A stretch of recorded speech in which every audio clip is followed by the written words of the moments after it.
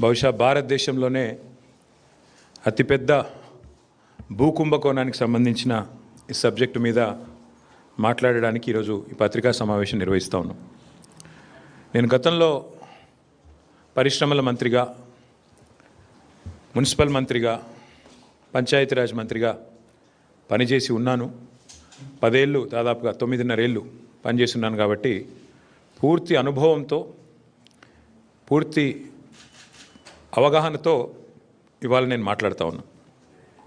ఏం జరుగుతుంది అంటే, జనరల్గా మీకు ఒకసారి పారిశ్రామికీకరణ, భూ కేటాయింపు, వీటి అంశాల్లో, ఇట్లాంటి అంశాల్లో మీతో పాటు ప్రజలకి అవగాహన ఉండాలి కాబట్టి, కల్పించాలి కాబట్టి ముందుగా 2 విషయాలు చెప్తాను. ప్రభుత్వము అందరికీ ప్రభుత్వ రంగంలో ఉపాధి అవకాశాలు కల్పించలేదు కాబట్టి, ఉద్యోగాలు ఇవ్వలేదు కాబట్టి మన పిల్లలందరికీ, ఎందుకంటే ఎవ్రీ ఇయర్ ఇంజనీర్లు అవుతారు, ఎవ్రీ ఇయర్ కొత్త గ్రాడ్యుయేట్లు వస్తారు, ఎవ్రీ ఇయర్ పిల్లలు పాస్ అవుతూనే ఉంటారు. కాబట్టి సహజంగా ప్రైవేటీకరణకు, ప్రైవేట్ రంగంలో పెట్టుబడులకు అన్ని ప్రభుత్వాలు కూడా పెద్దపీట వేస్తాయి, ఆహ్వానిస్తాయి.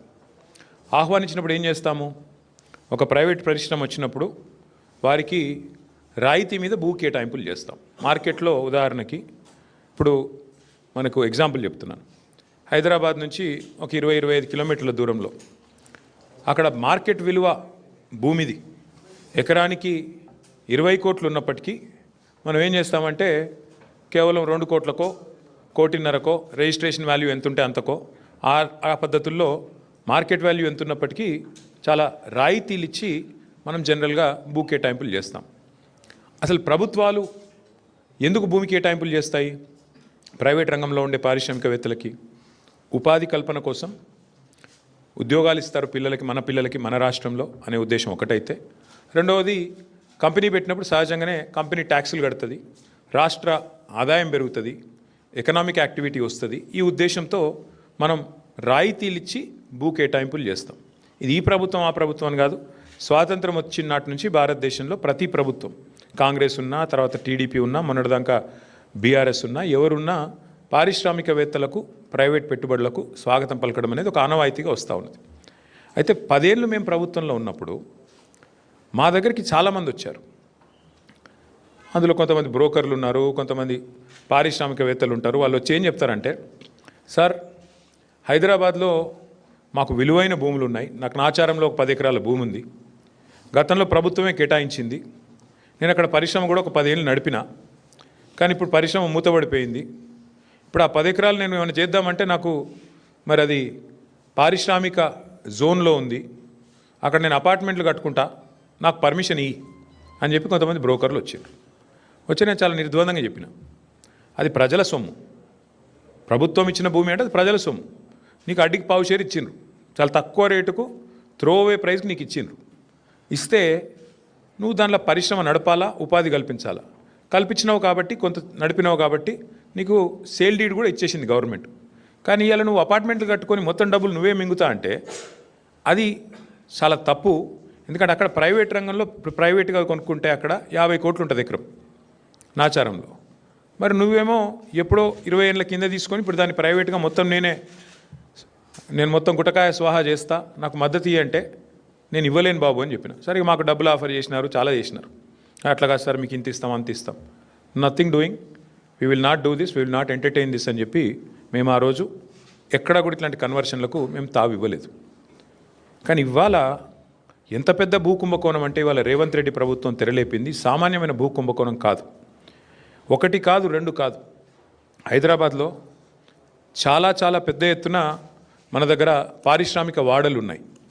ఉదాహరణకి హైదరాబాద్ నడిబొడ్డున అజామాబాద్ ఇండస్ట్రియల్ ఏరియా ఉంటుంది, పక్కనే బాలానగర్, కుకట్పల్లి, జీడిమెట్ల, నాచారం, మల్లాపూర్, ఇంకా చాలా ఉన్నాయి చుట్టూ పారిశ్రామిక వాడలు హైదరాబాద్లో ఓఆర్ఆర్ లోపల బోలెడు ఉన్నాయి.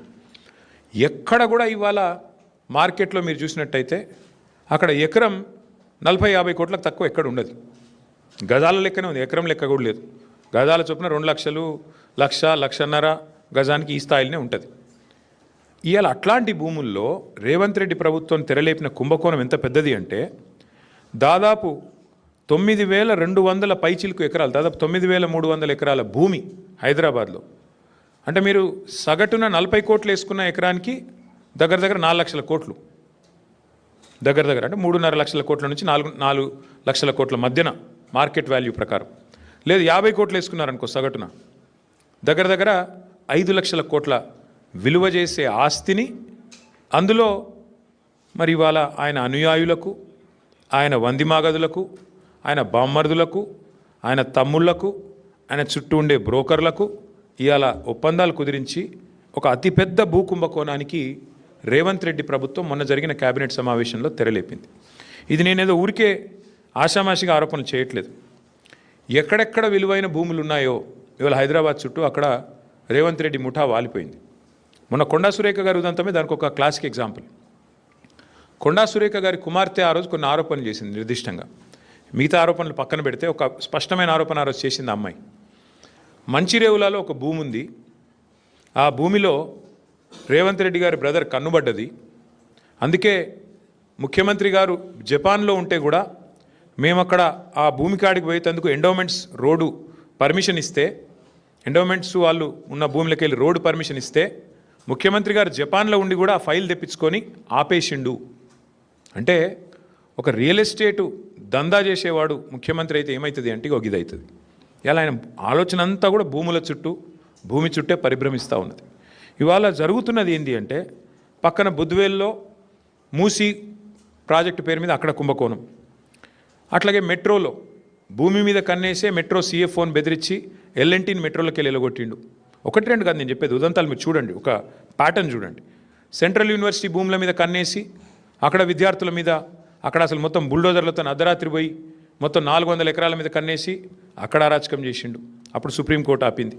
అట్లాగే ఈరోజు సేమ్ థింగ్ 9,292 ఎకరాల పారిశ్రామిక భూముల మీద కన్నేసి రేవంత్ రెడ్డి గారు ఆయన ప్రభుత్వం ఇవాళ Hyderabad industrial lands transformation policy అనే పేరిట భూములను కొల్లగొట్టే కుంభకోణానికి తెరలేపిండు. ఇక్కడ సింపుల్గా నేను చెప్పే లెక్క మళ్ళొకసారి అర్థం చేసుకోండి. ఈ 9,292 ఎకరాలు మొత్తం కూడా ప్రభుత్వ భూమి. ప్రభుత్వం పారిశ్రామికవేత్తలకు మీరు పరిశ్రమ పెట్టండి అని ఇచ్చిన భూమి. అడ్డికి పావు షేరు అంటే మార్కెట్ విలువ రూపాయి అయితే 10 పైసలకో రూపాయల 1 పైసకో ఇచ్చిన భూమి ఇది. ఇవాళ భూమి విలువ పెరిగింది, 10 రెట్లు పెరిగింది, 100 రెట్లు పెరిగింది, 1000 రెట్లు పెరిగింది. పెరిగిన ఆ భూమి విలువను, పెరిగిన ఆ భూములను ఇవాళ ఏటీఎంగా దాన్ని పేటీఎంగా మార్చుకునే ప్రయత్నమే రేవంత్ రెడ్డి గారు చేస్తూ ఉన్నారు. అంటే 4.5 లక్షల కోట్ల విలువైన భూమిని ఇవాళ కొల్లగొట్టి దానికి వాళ్ళు పెట్టిన స్కీమ్ కూడా మీరు చూడండి, పాలసీ ఎట్లా పెట్టినా కూడా నేను చెప్తాను మీకు. అంటే ఈ స్కామ్ అర్థం కావాలంటే మీరు కొద్దిగా చరిత్రలోకి పోవాలి. 50-60 ఏళ్ళ కింది నుంచి హైదరాబాద్ చుట్టూతా MCH ఉన్నప్పుడు భూములు కేటాయిస్తూ పోయినాయి ప్రభుత్వాలు. ఇప్పుడు నేను చెప్పిన పారిశ్రామిక వాడలు మల్లాపూర్ కానీ, చెర్లపల్లి కానీ, నాచారం కానీ, జీడిమెట్ల కానీ, బాల్నగర్ కానీ, అట్లాగే ఆజామాబాద్ కానీ ఇక్కడ భూములు కేటాయింపులు చేస్తూ పోయినారు. అందులోకెళ్ళి వచ్చినాయి ఇవన్నీ కూడా, మౌలాలి, తర్వాత కుషాయిగూడ, కాటేదాన్, ఇవన్నీ కూడా అందులోకెళ్ళి వచ్చినాయి. చందులాల్ బిరాదరి చుట్టూ వచ్చిన పారిశ్రామిక వాడలు. ఇప్పుడు ఏమైంది, సిటీ పెరుగుతా పోయింది, ఇవన్నీ సిటీ మధ్యలోకి వచ్చినాయి, భూముల విలువలు పెరిగిపోయినాయి. ఇప్పుడు పెరిగిపోయిన వాటి వల్ల ఏమైంది, చుట్టూ కాలనీలు కూడా రావడం వల్ల ప్రజలు గొడవ చేయడం స్టార్ట్ చేసినారు. మరి మా చుట్టూ కాలనీలు వచ్చినాయి, మధ్యలో కాలుష్యం ఉంది. ఇప్పుడు బాచుపల్లి వాళ్ళు కూడా గొడవ చేస్తూ ఉన్నారు కాలుష్యం వస్తుంది అని. దానికి 2013లో అప్పుడున్న కాంగ్రెస్ ప్రభుత్వం ఒక జీవో తెచ్చింది, జీవో నెంబర్ 20, కిరణ్ కుమార్ రెడ్డి గారి ప్రభుత్వం. ఏమై జీవో నెంబర్ 20 ఉద్దేశము ఏమని అంటే, మీరు ORR లోపల ఉండే కాలుష్యకారక పరిశ్రమలు, పొల్యూటింగ్ ఇండస్ట్రీస్ని బయటికి తరలించాలి అనేది ఆ జీవో సారాంశం. మా ప్రభుత్వం ఉన్నప్పుడు మేము కూడా ప్రయత్నం చేశాం. ఇన్ఫ్యాక్ట్ ఫార్మాసిటీ పెడదామనుకునే దానికి మెయిన్ కారణమే ఇది. ఫార్మా ఇండస్ట్రీ ఏదైతే జీడిమెట్లలో, అట్లాగే మల్లాపూర్లో, నాచారంలో, ఇతర ప్రాంతాల్లో ఉన్నదో వీళ్ళందరినీ కూడా అవసరమైతే ORR బయటికి ఒకటే ప్రాంతానికి తరలించి ఒకటే చోట 19,000 ఎకరాల్లో మేము ఫార్మాసిటీ పెట్టాలనుకునే దానికి మెయిన్ ఉద్దేశమే ఇది. ఎందుకంటే ఈ ప్రాంతం అంతా కూడా కాలుష్య బారిన పడకుండా, ఇంకోటి ఇబ్బంది పడకుండా. సరే, ఇవాళ దానికి ఫ్యూచర్ సిటీ అనే పేరు పెట్టి అక్కడ కూడా రియల్ ఎస్టేట్ బ్రోకర్ పనిచేస్తూ ఉన్నారు ముఖ్యమంత్రి గారు. ఇప్పుడు మేమేమంటున్నామంటే, ఇందులో చాలా భూములు, ఇప్పుడు ఆజామాబాద్ ఇండస్ట్రియల్ ఏరియా ఉంది ఉదాహరణకు మీకు చెప్తా ఉన్నా. మేము కూడా గతంలో ప్రయత్నం చేసినాం, మేము చేయలేదని కాదు, మేమేం ప్రయత్నం చేసినాము. ఇప్పుడు ఆ ఉదాహరణకి ఆజామాబాద్లో ఆనాడు 40 ఏళ్ళ కిందట, 50 ఏళ్ళ కిందట వద్దిరాజు రవిచంద్ర గారికి గవర్నమెంట్ ఒక 5 ఎకరాలు స్థలం ఇచ్చింది అనుకోండి. ఆయనకి ఎంతకో అంతకి ఇచ్చింటాం అప్పట్లో ఉన్న గవర్నమెంట్. ఇచ్చిన తర్వాత వద్దిరాజు గారు కొంతకాలం నడిపిండు ఇండస్ట్రీ, ఓ 10 ఏళ్ళకో 15 ఏళ్ళకో నడిపి తర్వాత ఫర్ వాట్ ఎవర్ రీజన్ ఆయన బంద్ పెట్టుకున్నాడు. తర్వాత భూమి ఆయన చేతుల్లో ఉంది, అవసరమైతే ఆడు ఇంకేదో చేస్తున్నాడు. మేమేం పెట్టినామంటే గతంలో మేము కూడా దీన్ని ఇట్లాంటి ల్యాండ్స్ని ఏం చేయాలి అని ఆలోచించి ఇంకో ఇది ఆనాడు 2022 సెప్టెంబర్లో ఆనాడు మేము తెచ్చిన చట్టం, ఆజామాబాద్ ఇండస్ట్రియల్ ల్యాండ్స్ని రెగ్యులరైజ్ చేస్తూ తెచ్చిన చట్టం. అందులో ఏం పెట్టాం మేము, ఒకవేళ వద్దిరా